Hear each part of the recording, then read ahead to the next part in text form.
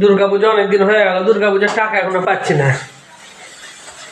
বলবি এবার বল আবার কি কত বলবো মানুষকে বলো? ভয় নাই দেবো না কি বলে ভয় নেই তো ঠিক আছে, তো 6 মাস তো হতে চললো দুর্গাপুজো, কি 4-5 মাস হয়ে গেল এখনো পর্যন্ত যদি না পাই আর কবে বাবা দুর্গাপুজো? বিরক্ত লাগছে আমার।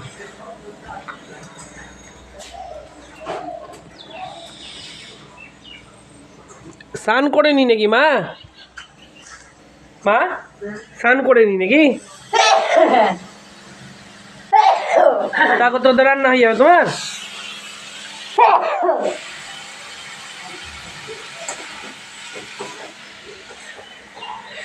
স্নানটা করে নি, তারপর আবার কথা বলছি তোমাদের সঙ্গে।